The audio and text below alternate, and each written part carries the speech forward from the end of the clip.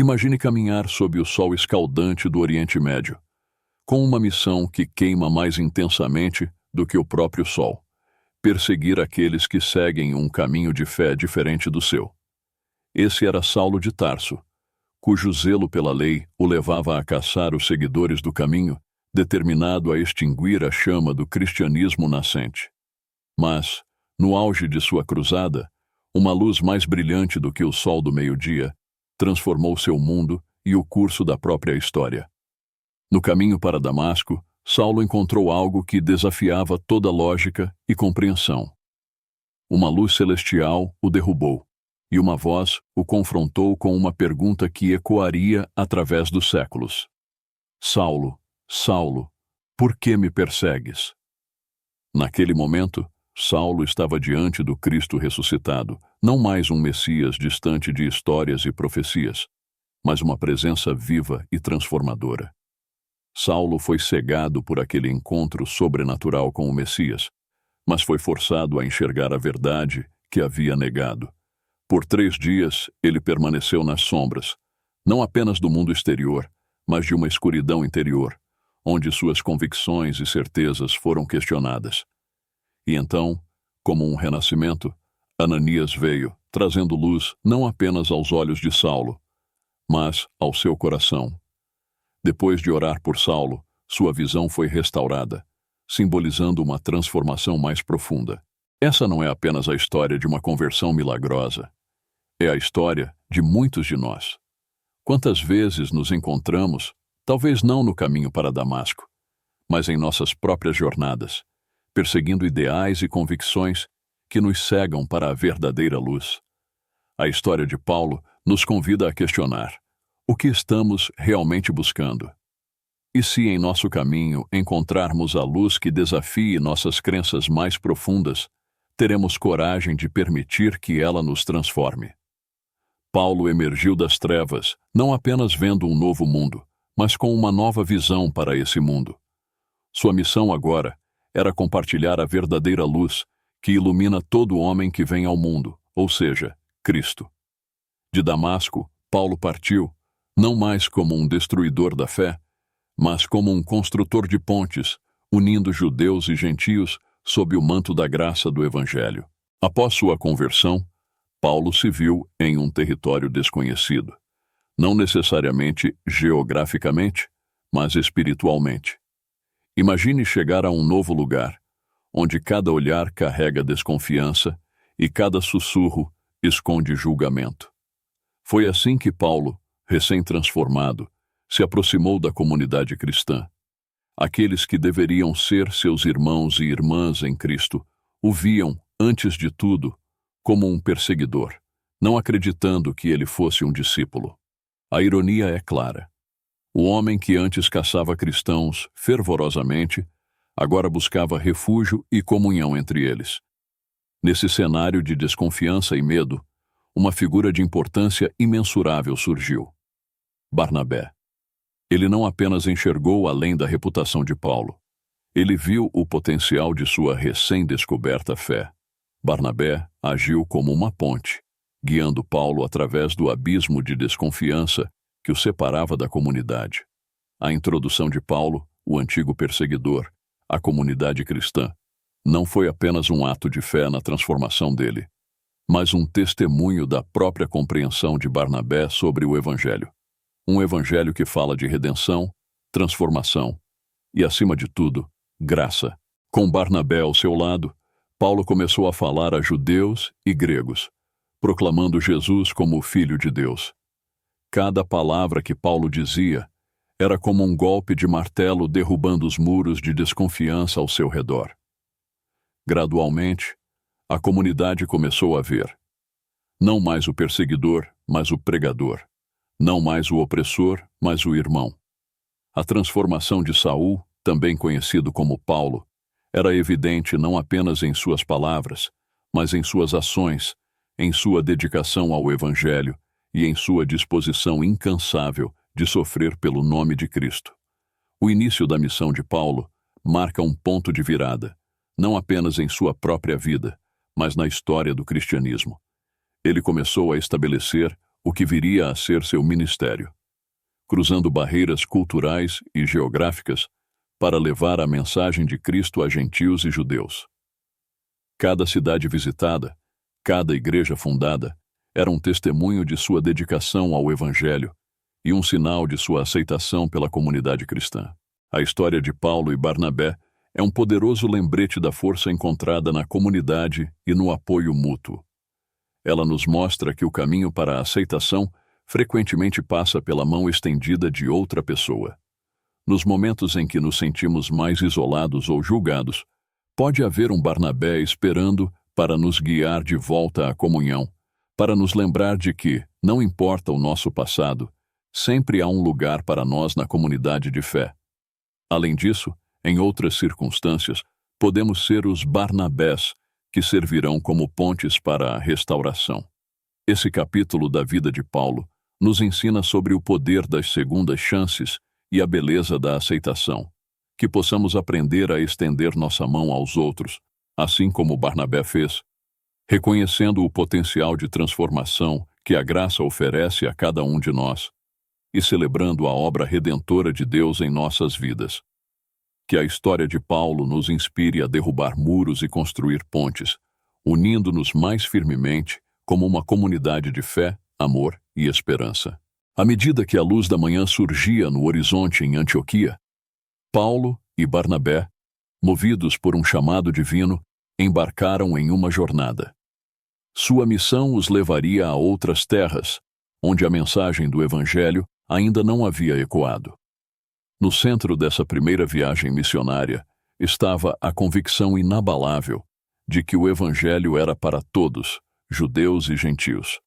Com cada cidade que visitavam, de Chipre a Antioquia da Pisídia, de Icônio a Listra e Derbe, carregavam essa verdade revolucionária.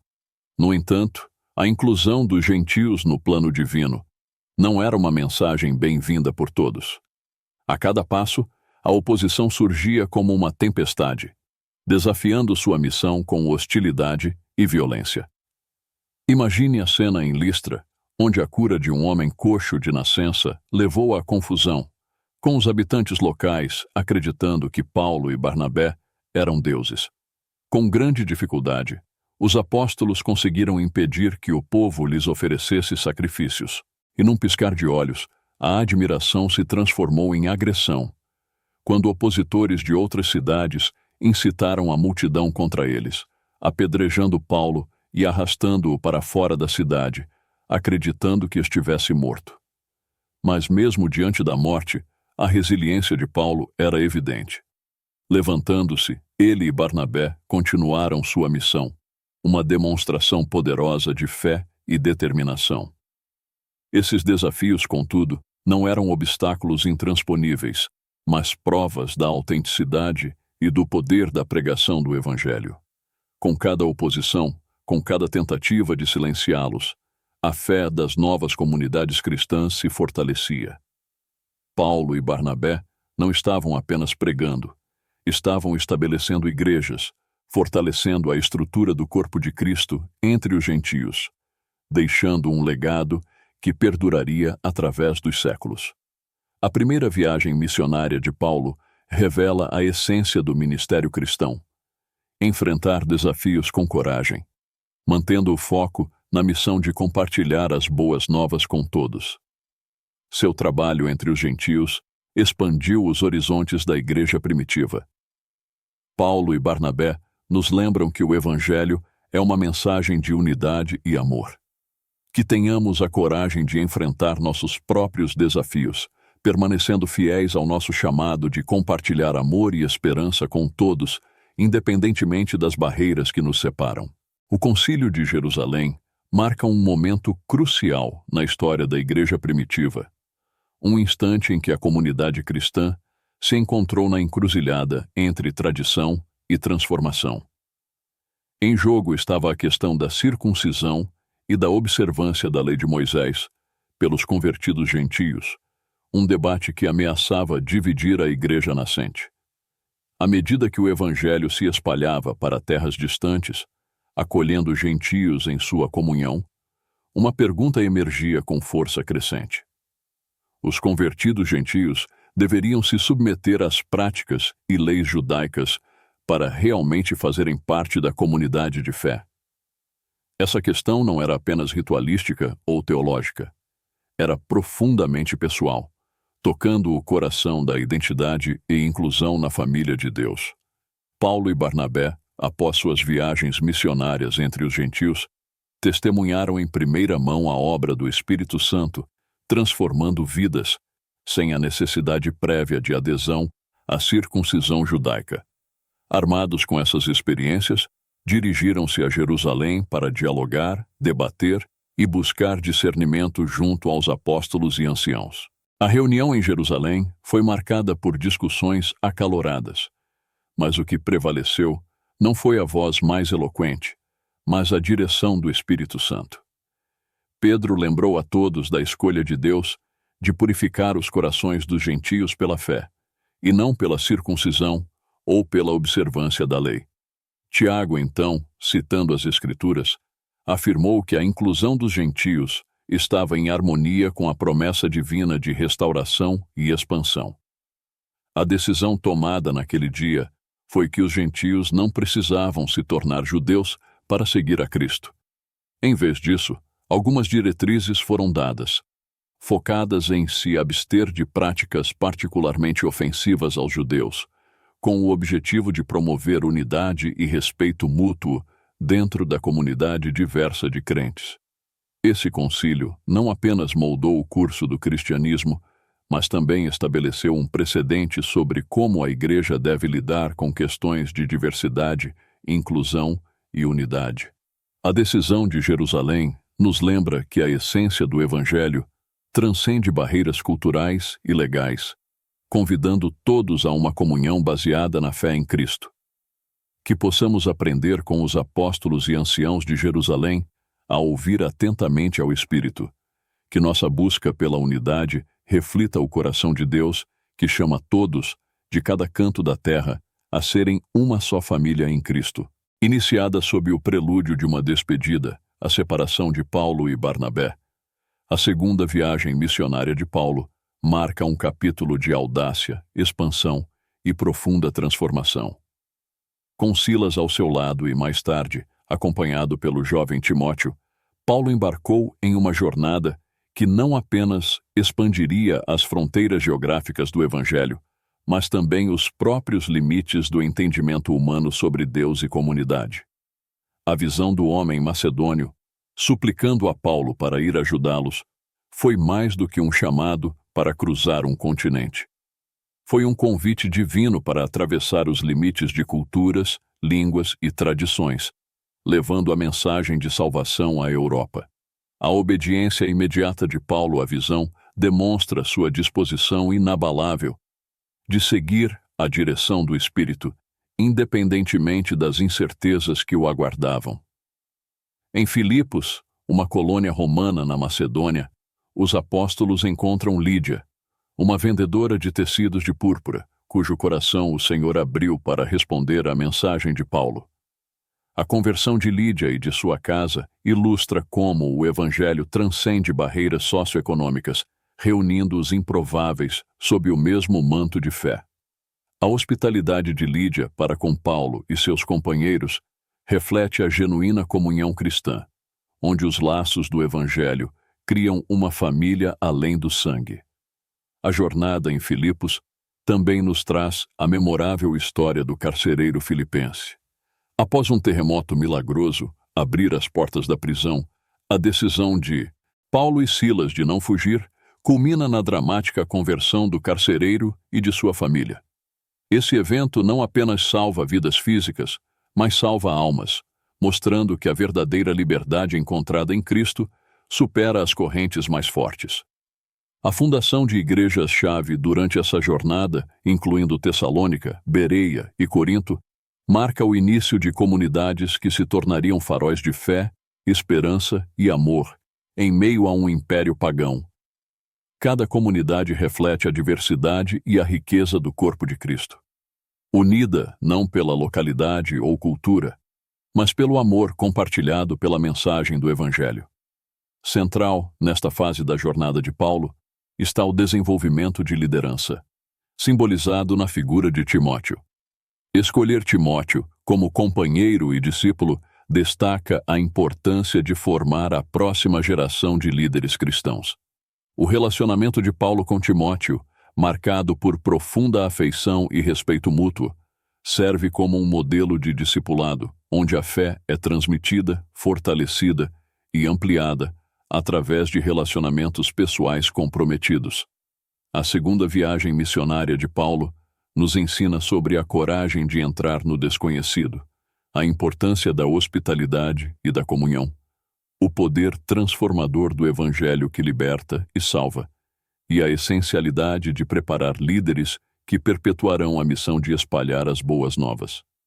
Que essas histórias nos inspirem a cruzar nossos próprios mares e fronteiras, levando a luz do Evangelho a cada canto de nossas vidas e do mundo. Durante sua terceira viagem missionária, em Éfeso, Paulo dedicou-se a um ensino intensivo, passando 2 anos na escola de Tirano, onde discutia diariamente os princípios do Evangelho. Esse período marca uma das estadias missionárias mais longas de Paulo, permitindo-lhe estabelecer uma base sólida para a fé cristã na região. Éfeso tornou-se um vibrante centro do cristianismo. Mas o sucesso de Paulo não veio sem custos. A expansão do cristianismo em Éfeso ameaçava não apenas as práticas religiosas pagãs locais, mas também interesses econômicos estabelecidos, especialmente os ligados ao templo da deusa Diana, também conhecida como Ártemis. Demétrio, um ourives que lucrava vendendo miniaturas do templo, incitou um motim contra Paulo e seus companheiros, argumentando que a pregação cristã ameaçava não apenas o sustento deles, mas também a grandeza da deusa Diana. Esse conflito ressalta a tensão entre a mensagem cristã e as estruturas locais de poder e lucro, destacando como a fé pode desafiar sistemas estabelecidos de crenças e comércio. Além de Éfeso, Paulo continuou visitando e fortalecendo outras igrejas, navegando por um mar de desafios internos e externos. Em sua jornada, ele enfrentou questões teológicas complexas, disputas e o constante desafio de unir crentes de origens diversas em uma só fé. Essas visitas não eram meramente administrativas. Elas eram oportunidades para Paulo reafirmar seu amor e compromisso com cada igreja, encorajando-as a permanecer firmes na fé em meio às adversidades. Paulo frequentemente se via em situações onde sua pregação gerava descontentamento tanto entre judeus quanto entre gentios. A terceira viagem missionária de Paulo nos ensina sobre o valor do ensino profundo e do compromisso pessoal com o crescimento espiritual das comunidades. Ela destaca a importância de enfrentar conflitos com coragem, sabedoria e uma firme confiança em Deus. Nesse capítulo da história de Paulo, vemos um modelo de liderança que nos chama a nutrir nossa fé, e as comunidades às quais pertencemos, enquanto nos desafia a questionar as estruturas que se opõem ao reino de Deus. Que possamos encontrar inspiração na determinação de Paulo em ensinar, fortalecer e defender a fé, mesmo diante dos maiores desafios. A fase final das jornadas de Paulo, que o leva de Jerusalém a Roma, é uma narrativa repleta de drama, perigo e demonstrações inabaláveis de fé. A prisão de Paulo em Jerusalém marca o início de uma série de eventos que, embora cheios de adversidades, servem para espalhar ainda mais a mensagem do Evangelho. Ao retornar a Jerusalém, Paulo rapidamente se vê envolvido em tumultos, instigados por falsas acusações que questionavam sua fidelidade à lei e seus ensinamentos sobre Jesus. A violência que se seguiu levou à sua prisão pelas autoridades romanas, que, embora intrigadas com as acusações religiosas contra ele, mantiveram-no sob custódia para sua própria proteção. Essa detenção desencadeou uma série de audiências e julgamentos diante de várias autoridades, proporcionando a Paulo plataformas para testemunhar sua fé. Diante de governadores como Félix e Festo, e até mesmo do rei Agripa, Paulo articula sua defesa com eloquência, aproveitando as oportunidades para compartilhar sua história de conversão e missão. Esses momentos são carregados de tensão dramática, mas também de profundidade teológica, pois Paulo não apenas defende sua própria vida, mas utiliza o palco dado a ele para declarar a essência do Evangelho. Sua habilidade de se comunicar ultrapassa barreiras culturais e políticas, levando a mensagem de Cristo aos corredores do poder. A decisão de Paulo de apelar a César o conduz a uma perigosa jornada para Roma, marcada por desafios notáveis, incluindo um naufrágio devastador em Malta. Esse segmento da jornada de Paulo é repleto de milagres e atos de bondade, refletindo a proteção e a provisão de Deus. Em Malta, Paulo não é visto apenas como um sobrevivente, mas como um homem de Deus, por meio de quem milagres são realizados, conquistando o respeito e a admiração dos habitantes locais. Finalmente, em Roma, Paulo se encontra em prisão domiciliar. Mas mesmo essa circunstância restritiva se torna um meio para a expansão do Evangelho. De sua residência, ele continua a pregar e ensinar com ousadia sobre o Senhor Jesus Cristo, sem impedimentos. A capital do Império, com toda a sua diversidade e complexidade, torna-se o último campo missionário de Paulo, onde ele testemunha a todos que o visitam, plantando as sementes do cristianismo no coração do mundo conhecido. Essa última fase da vida de Paulo é um poderoso testemunho de sofrimento transformado em esperança, de testemunho pessoal que transcende as barreiras da prisão e de uma fé inabalável que sustenta o apóstolo diante de imensas adversidades. A história de Paulo, de Jerusalém a Roma, nos inspira a olhar além de nossas próprias lutas, reconhecendo que, mesmo nos momentos mais sombrios, podemos ser portadores de luz e esperança, confiando que Deus pode usar nossas circunstâncias, por mais desafiadoras que sejam, para o avanço de seu propósito e glória. Convido você a se inscrever em nosso canal e curtir este vídeo. Deixe um comentário se você foi abençoado de alguma forma por essa mensagem e compartilhe este vídeo para que mais pessoas sejam tocadas pela mensagem do Evangelho. Até o nosso próximo vídeo. Deus abençoe você.